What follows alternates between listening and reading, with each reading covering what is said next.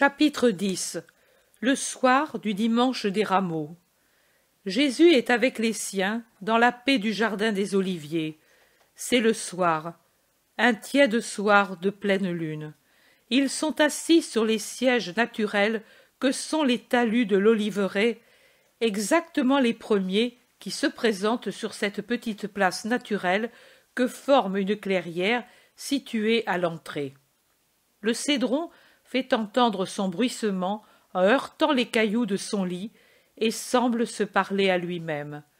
Un chant de rossignol, la brise qui soupire, et rien d'autre. Jésus parle.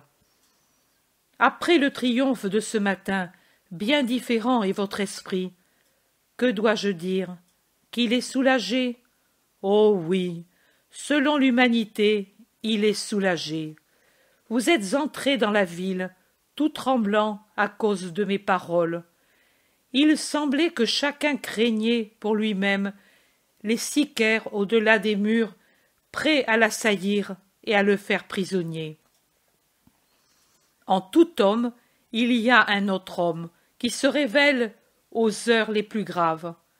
Il y a le héros qui, aux heures du plus grand danger, bondit de l'homme doux que le monde a l'habitude de voir et juge insignifiant, le héros qui dit à la lutte « Me voici », qui dit à l'ennemi, à l'arrogant « Mesure-toi avec moi ». Et il y a le saint qui, alors que tous s'enfuient terrorisés devant les tyrans qui veulent des victimes, dit « Prenez-moi en otage et en sacrifice, je paie pour tous ». Et il y a le cynique qui profite personnellement des malheurs de tous et rit sur les corps des victimes. Il y a le traître qui a son courage particulier, celui du mal. Le traître qui est l'amalgame du cynique et du lâche, qui est aussi une catégorie qui se manifeste dans les heures graves, car cyniquement il tire profit d'un malheur, et lâchement il passe au parti le plus fort, osant, pour en tirer profit, affronter le mépris des ennemis et les malédictions de ceux qui l'abandonnent. Il y a enfin le type le plus répandu, le lâche, qui aux heures graves n'est capable que de regretter d'avoir fait connaître son appartenance à un parti et à un homme, maintenant frappé par l'anathème, et de s'enfuir. Ce lâche n'est pas aussi criminel que le cynique, ni aussi dégoûtant que le traître, mais il montre toujours l'imperfection de sa structure spirituelle. Vous êtes tel, ne le niez pas. Je lis dans les consciences. Ce matin, vous pensiez entre vous, qu'est-ce qui va nous arriver? Allons-nous à la mort, nous aussi? Et la partie la plus basse gémissait, que jamais! Oui, mais vous ai-je jamais trompé? Dès mes premières paroles, je vous ai parlé de persécution et de mort. Et quand l'un d'entre vous, par excès d'admiration, a voulu voir en moi un roi, et a voulu me présenter comme un roi, un des pauvres rois de la terre, toujours pauvre même s'il est roi, et qu'il restaure le royaume d'Israël, j'ai tout de suite corrigé son erreur, et j'ai dit « Je suis roi de l'esprit ». J'offre privation, sacrifice, douleur. Je n'ai pas autre chose. Ici, sur la terre, je n'ai pas autre chose. Mais après ma mort et votre mort dans ma foi, je vous donnerai un royaume éternel, celui des cieux. Vous ai-je dit peut-être quelque chose de différent? Non. Vous dites non. Et vous, alors, vous disiez aussi, nous ne voulons que cela, avec toi, comme toi, à cause de toi, nous voulons être et être traités et souffrir. Oui, vous parliez ainsi, et vous étiez sincères aussi, mais c'était parce que vous ne raisonniez que comme des enfants étourdis. Vous pensiez qu'il était facile de me suivre, et vous étiez tellement imprégnés de la triple sensualité, que vous ne pouviez admettre que fût vrai ce à quoi je faisais allusion.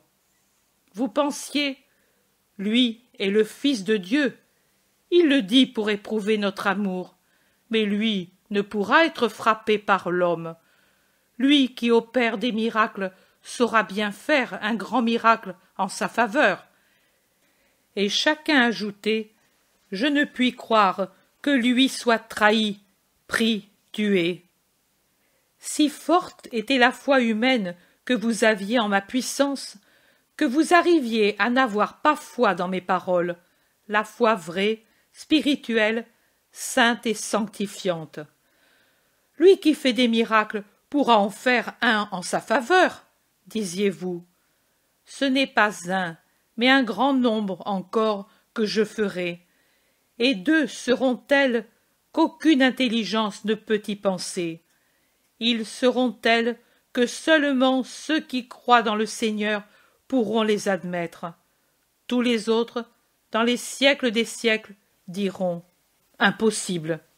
Et même au-delà de la mort, je serai un objet de contradiction pour beaucoup.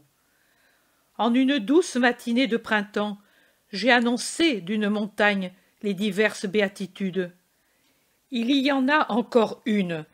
Bienheureux ceux qui savent croire sans voir. J'ai déjà dit en allant à travers la Palestine, bienheureux ceux qui écoutent la parole de Dieu et qui l'observent. Et encore, bienheureux ceux qui font la volonté de Dieu.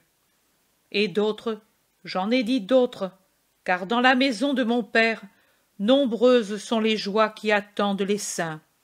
Mais il y a aussi celle-ci. Ô bienheureux ceux qui croient sans avoir vu avec leurs yeux corporels. Ils seront tellement saints que, étant sur la terre, ils verront déjà Dieu, le Dieu caché dans le mystère d'amour. Jésus poursuit. Mais vous, depuis 3 ans que vous êtes avec moi, vous n'êtes pas encore arrivés à cette foi, et vous croyez seulement à ce que vous voyez. C'est pour cela que depuis ce matin, après le triomphe, vous dites « c'est ce que nous disions, il triomphe, et nous avec lui ». Et comme des oiseaux qui remettent en place leurs plumes froissées par quelqu'un de cruel, vous vous levez pour voler, ivre de joie, plein d'assurance, libre de cette constriction que mes paroles vous avaient mise dans le cœur. Êtes-vous plus soulagé alors, même dans votre esprit? Non. En lui, vous êtes encore moins soulagé, car vous êtes encore plus impréparé à l'heure qui arrive. Vous avez bu les hosannas comme du vin fort et agréable, et vous en êtes ivre. Un homme ivre est-il jamais fort? Il suffit d'une main d'enfant pour le faire chanceler et tomber. C'est ainsi que vous êtes, et il suffira qu'apparaissent des sicaires pour vous faire fuir comme de timides gazelles qui voient se présenter près d'un rocher de la montagne le museau pointu du chacal, et, rapides comme le vent, se dispersent à travers les solitudes du désert. Oh, prenez garde de ne pas mourir d'une horrible soif dans ce sable brûlé qu'est le monde sans Dieu. Ne dites pas, ô mes amis, ce que dit Isaïe en faisant allusion à votre état d'esprit faux et dangereux. Ne dites pas, celui-là ne parle que de conjuration. Mais il n'y a pas à craindre, il n'y a pas lieu de s'épouvanter. Nous ne devons pas craindre ce que lui nous prophétise. Israël l'aime, et nous l'avons vu. Que de fois le tendre pied nu d'un petit enfant foule les herbes fleuries du pré pour cueillir des fleurs qu'il portera à sa mère, et croit ne trouver que des fleurs, et au contraire pose son talon sur la tête d'un serpent, en est mordu et en meurt. Les fleurs cachaient le serpent. Ce matin aussi, c'était ainsi. Je suis le condamné, couronné de roses, Les roses. Combien de temps durent les roses? Que reste-t-il d'elles lorsque leurs corolles se sont effeuillées en une neige de pétales parfumés? Des épines. Moi, Isaïe l'a dit, je serai pour vous, et je dis qu'avec vous je serai pour le monde sanctification, mais aussi pierre d'achoppement, pierre de scandale et lac et ruine pour Israël et pour la terre. Je sanctifierai ceux qui auront bonne volonté, et je ferai tomber et briser en 1000 morceaux ceux qui auront mauvaise volonté. Les anges ne disent pas des paroles mensongères, ni des paroles de peu de durée. Ils viennent de Dieu, qui est vérité et qui est éternel, et ce qu'ils disent est vérité et parole immuable. Ils ont dit « Paix aux hommes de bonne volonté ». Il naissait alors, ô terre, ton sauveur. Maintenant il va à la mort, ton Rédempteur. Mais pour avoir de Dieu la paix, c'est-à-dire sanctification et gloire, il faut avoir bonne volonté. Inutile ma naissance, inutile ma mort pour ceux qui n'ont pas cette volonté bonne. Mon vagissement et mon râle, le premier pas et le dernier, la blessure de la circoncision et celle de la consommation, auront existé en vain si en vous, si dans les hommes, il n'y aura pas la bonne volonté de se racheter et de se sanctifier.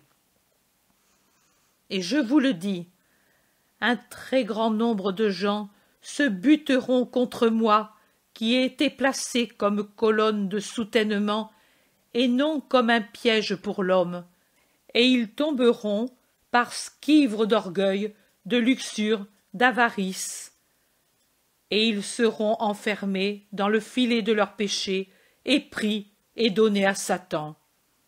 Mettez ces paroles dans vos cœurs et scellez-les pour les futurs disciples. Allons. La pierre se lève. Un autre pas en avant. Sur la montagne, elle doit resplendir au sommet, car il est le soleil, il est la lumière, il est l'Orient, et le soleil brille sur les cimes. Il doit être sur la montagne, car le vrai temple doit être vu du monde entier. Et de moi-même je l'édifie avec la pierre vivante de ma chair immolée. J'en assemblerai les parties avec le mortier fait de ma sueur et de mon sang. Et je serai sur mon trône recouvert d'une pourpre vivante, couronné d'une couronne nouvelle. Et ceux qui sont au loin viendront à moi, ils travailleront dans mon temple autour de lui. Je suis la base et le sommet, mais tout autour, toujours plus grande, s'étendra la demeure.